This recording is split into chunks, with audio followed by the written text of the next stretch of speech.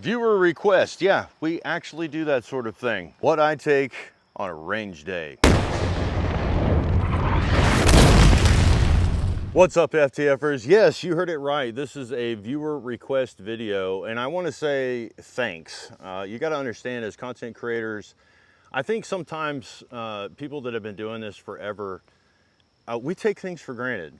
Okay, we have forgotten what it was like to be at the very beginning of this, and sometimes we just need a kind reminder like, hey, doofus, you know, I don't have a lot of stuff, but I need to know what I need to get in order to go and train at the range, and maybe you could do a video on that. As content creators, as instructors, as influencers, understand like our DMs and our emails and our texts and the comment section, I mean, all of that stuff is literally out of control sometimes. And sometimes if you just keep bombarding us with ideas and stuff, then, you know, hey, we'll do a video on it. And you're actually in luck, because I just got back from a 3-day range day, if you will. And so I haven't unpacked anything, and there's actually some stuff that's missing here.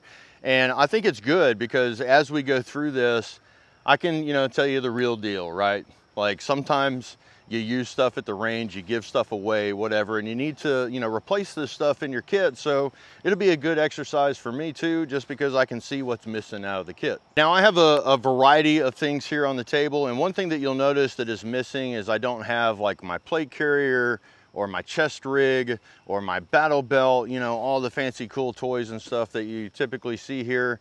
And I did that intentionally. I get asked a lot, like, do you train in your body armor? And the answer is yes, but most of the time, no. The reason for that is because, I mean, seriously, my days of carrying 72-pound kits, that's gone. You really start to feel it like in your 30s, and then when you hit your 40s, like it's actually affecting you. And then when you get in your 50s, I mean, ow.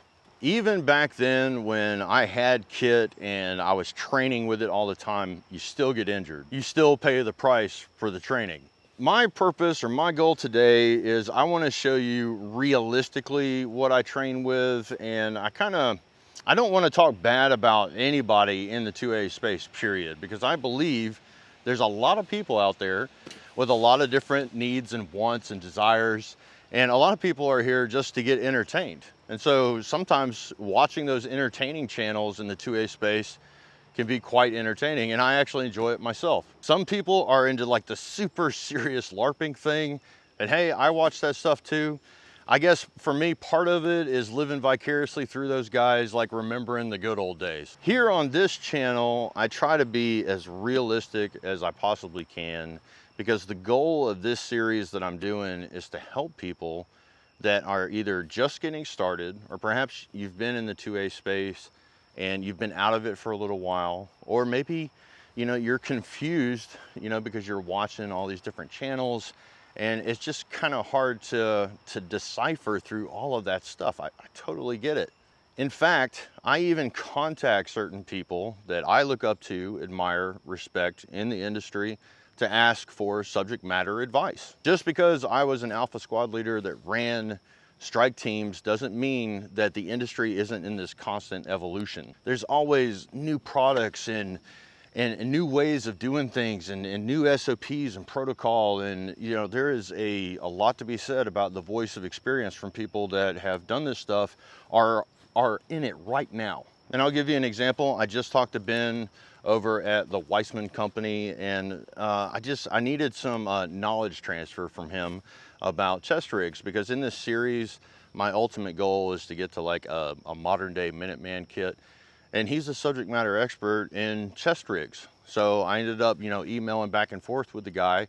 He had some really good advice, and I will be showing that to y'all later in the series. The one thing that I really want to communicate to you guys is understand, especially with my background, I have seen people lose everything. Okay, at the end of the day, all of this stuff is just that.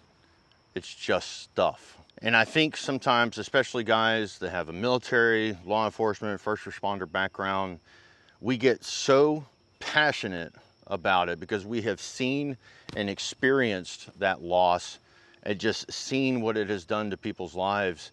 And gosh, sometimes I think that it hits us so hard because we want to communicate that to you that it can come across as being condescending, berating, patronizing, and sometimes even judgmental. And that's the last thing that I want to do here. What I want to encourage you to do is understand this is just stuff, okay?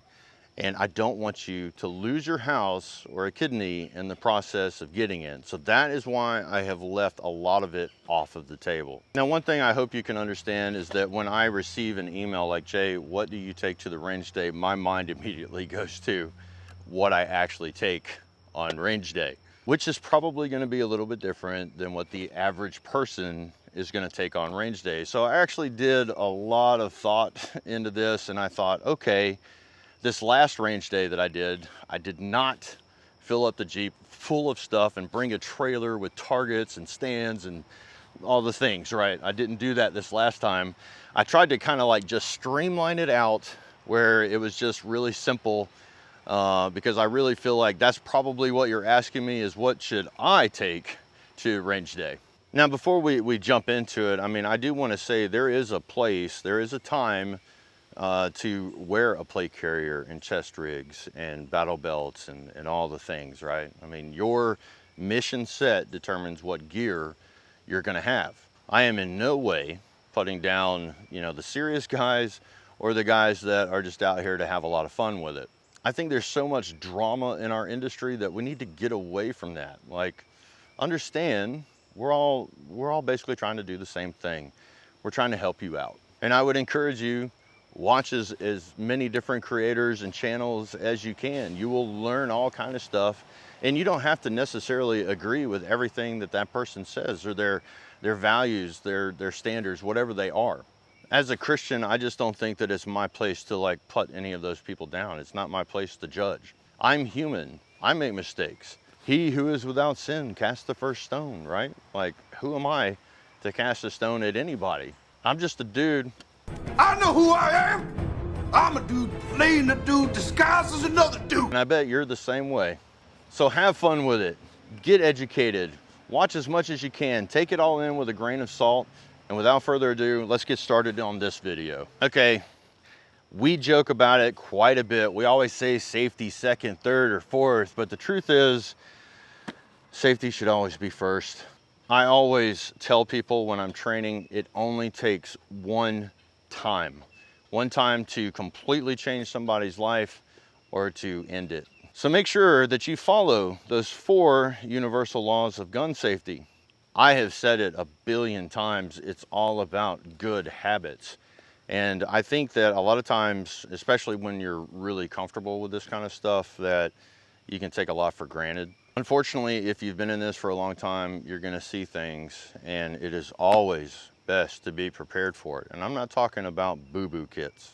I'm talking about stop the bleed kind of stuff. You need good tourniquets, CAT tourniquets, North American Rescue. You need compression gauze, and you need, you know, I don't even want to get into it because I'm gonna actually do a video on that. But what I'm saying is, if that ever happens to you, you will thank God that you got the good stuff. There is a place where you should compromise on things, but there's also another place where you should never compromise on things. And that all starts with a good IFAK or trauma kit to take with you. All right, on the whole safety thing, all right, this is what I've been currently trying to carry with me, is literally just my rifle bag. Now, in times past, I have had like an actual range bag, and we can get over like the stuff that I actually carry in the range bag. But what I typically find is that when I go places, people just forget all kind of stuff that to me just seems like, what were you thinking? The one thing that shocks me the most is ear pro. Like, a lot of people just don't have ear pro. And it's not just, you know, having the fancy noise canceling stuff. They forget the little foamies. Because one thing I can tell you is that, like, when I go to an indoor range especially, there is always a guy with a short-barreled rifle and a brake on the end of it. Those guys are pretty annoying. I have come here to chew bubblegum and kick ass, and I'm all out of bubblegum. Sometimes you literally need to wear 2 forms of ear pro having the foamies and having these on top of that. But it always amazes me that people forget it. Seems like a dull moment, right? So I definitely always have my ear pro. Now we're gonna get to the part that I'm not so good at. I always have my sunglasses, right? When in reality, I should be wearing eye pro all of the time. I'm Gen X, I'm stubborn, and that's why I'm half deaf.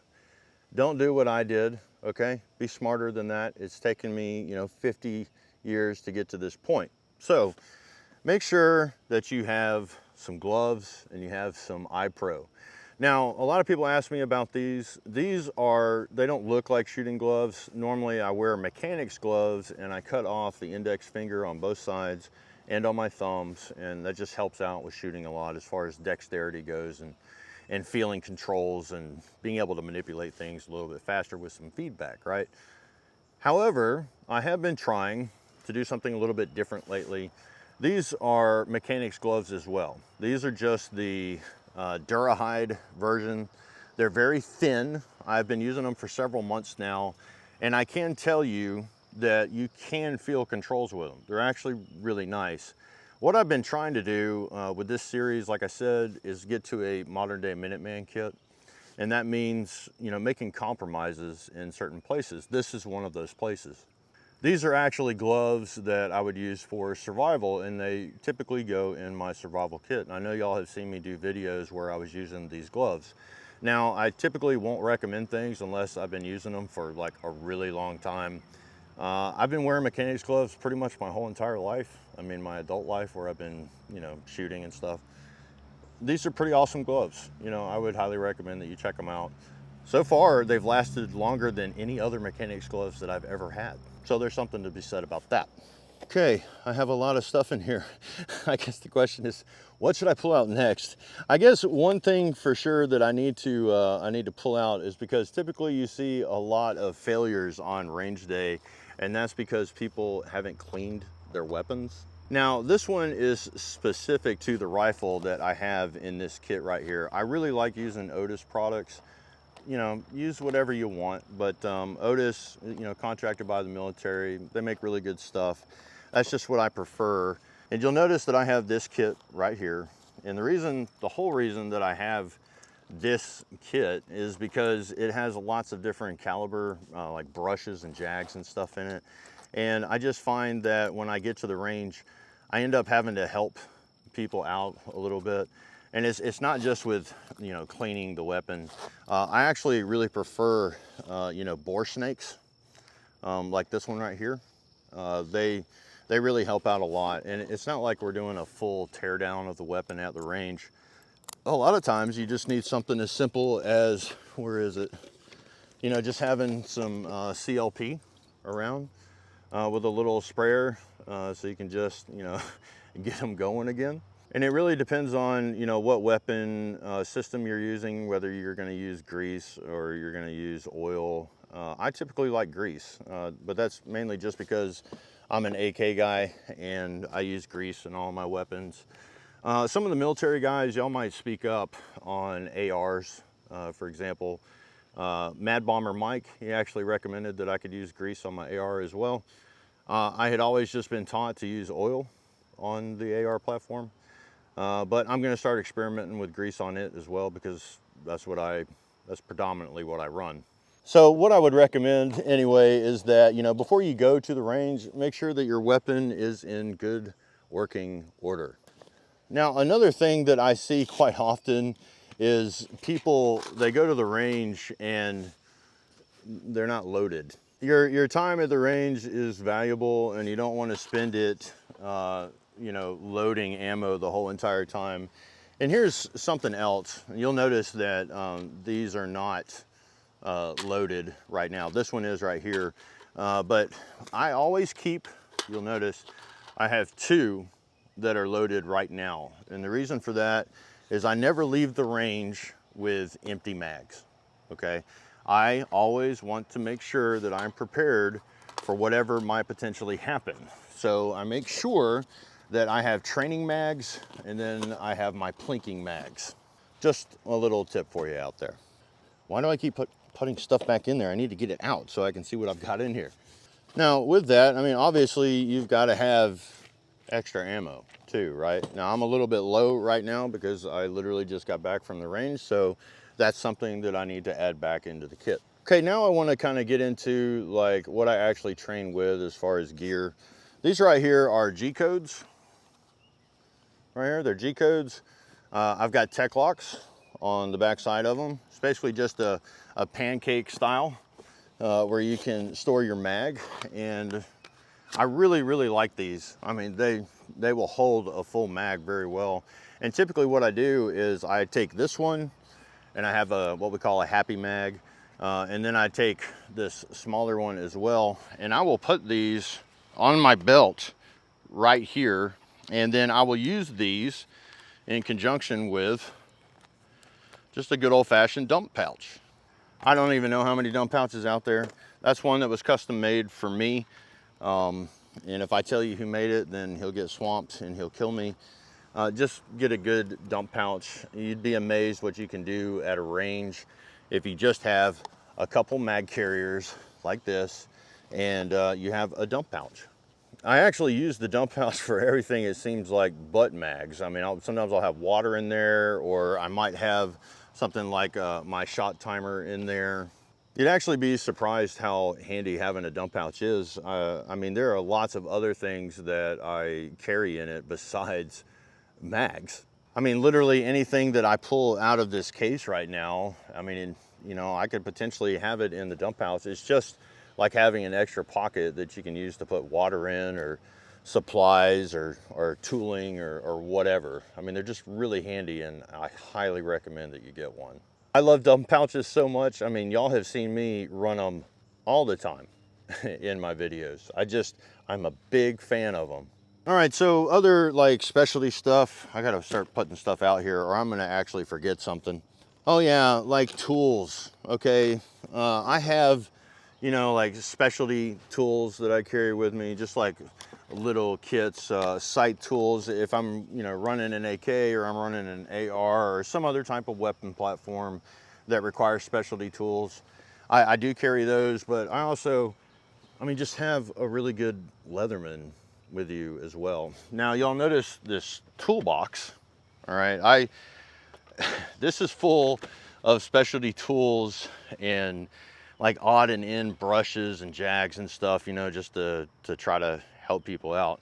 I wouldn't recommend that you carry something like this. This is just something that I carry with me so I can help people out. You don't need this, okay? Carry the stuff that's specific to your platform, and don't get monkey butt. If you can't take care of your own ass, you can't save someone else's, which leads into a place where I broke my own rule. So one of the things that I always carry with me are extra batteries. Like this one is for the shot timer. I've got stuff for optics, and right now I am missing my CR123s for my lights, weapons lights, because I gave them all away. So I definitely need to put that on my list. Make sure you have batteries, guys. In this modern day world with all the electronics that we have, I mean, it seems like everything that we have takes a battery of some sort. And despite what I want to do, I would like to just get rid of all batteries, period, and dependence on batteries, period. But hey, you know, if you want to play, you're going to end up having to pay. All right, so something else that I carry, you'll notice here on the front, this right here is my rangefinder. This is a Leupold. It's a really nice one, and you don't have to spend a ton of money on that. This right here is a Solo RT. Y'all have seen this before. I actually really like this thing a lot because I can, excuse me, which means I need more caffeine. Oh, that's better. Yeah, the Solo RT, this is part of what we're gonna be using in our Minuteman kit. PID is really important, but sometimes it's nice to be able to just look through it to see what your hits are. And a lot of times I'll just hand this to somebody else that's with me and have them look at my target for me. And they can also see things like splash, and we can get into how all that stuff works later. But sometimes you can actually see the trajectory of the round that you sent down range, and somebody can make a correction for you off to the side if they know what they're doing. But the point being is that I do like having the ability to gauge distance, and I also like having magnified optics as well so I can see my hits. Oh yeah, the targets themselves, I almost forgot. Okay, so I keep pens and especially Sharpies and pencils and stuff inside of my kit. And the reason for that is because I like marking my hits on a target. And you know, sometimes I will use these little stickers, like especially if I'm working with cardboard, but you run out of them. I mean, once you go to a range day and you shoot a lot, you'll run out of stickers really fast. So sometimes it's nice to have different colors so that you can mark different groups to know what you shot with whatever optic or platform that you were shooting with. And I also like taking notes as well, and also keeping up with my round count in my little notebooks, like my Rite in the Rain books. And you'll notice I don't have my Rite in the Rain book. That's because it's inside right now, and I just forgot to bring it with me. Anyway, make sure you have stuff to write with. Now, there is something else that I need to bring up, and that's redundancy. I have these things like everywhere because I've actually had to use them before, and unfortunately, you will thank God if you have one, no matter where you are while you're shooting, because if you need one, I promise you, you'll thank God you have it. So I'm looking in here, and the next thing that I see is just a good old lens cloth. I mean, wiping off your optics, keeping them clean. Sometimes, especially when it's cold and you breathe, you know, there it goes. If you go from being, you know, in the car out into a field like this one at a private range, you know, like at my house or something, sometimes the lenses will fog up. Unfortunately, optics do lose their charge sometimes, and it's nice to just have something to wipe that lens other than your dirty clothes. Now, I also noticed that there's something missing out of here right now, and that's because I actually had it in my actual range bag right here, and that is some type of bore sighter. Now, this is the type that I use. They do make like cartridge types. I actually have an old school bore sighter here as well. Let me see if I can dig this thing out. I actually haven't used this thing in quite a while, but I have an old school bore sighter. Oh, and here's one of the cartridges too. Pretty cool. Yeah, so you put the cartridge into the weapon. This one is a 9mm, and it sends a laser out, and that'll help you get on paper. Oh, somebody's probably wondering that this is a temp gun. We use this for like suppressors when we're reading temperature on our suppressors. You don't need that unless you have a suppressor. Here's something else that I do as well. These are training blanks. Or I'm sorry, they're not even blanks. These are dummy rounds, and we use these to induce malfunctions in our training. Some people are against that. I'm actually for it, but I think you need to understand what it is that you're doing. A lot of times I'll put them in a mag for somebody just to show them like some kind of fundamental that they may be doing wrong. You don't have to have those, but I do find that they're good for drills, learning how to safely manipulate a firearm, just dry fire, etc. It might be worth you actually getting some. And right now, I'm actually looking for something else that is really important, especially like when I go to competitions or something. You gotta have these chamber safeties. It really depends on what you're doing, but you know, it really just shows that you're being considerate of everybody else. If you're gonna put your weapon down on a table, it's nice to have one of these so people that are around it, they don't have to worry. You definitely have an empty chamber. And then you need to remember to remove before pew-pew. They're really inexpensive, and they're nice to have, and they're just very courteous, and some places actually require them.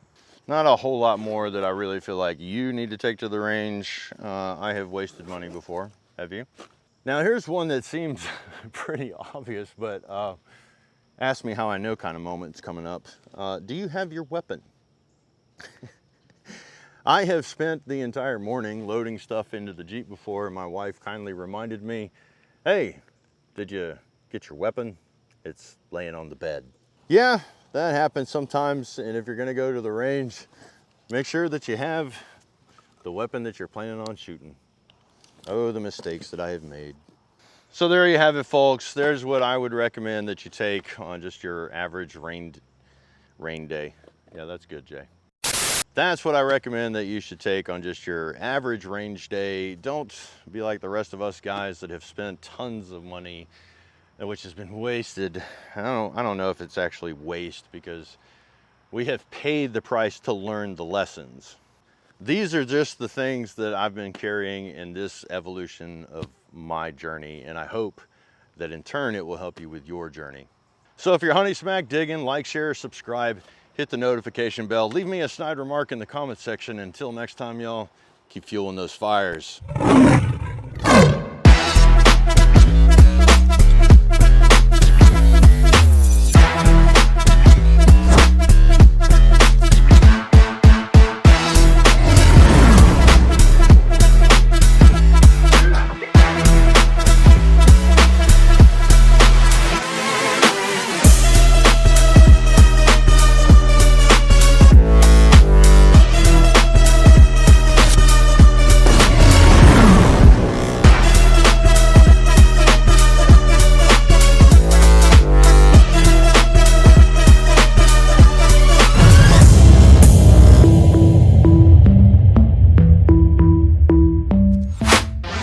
Make great meals anytime with Carnivalt.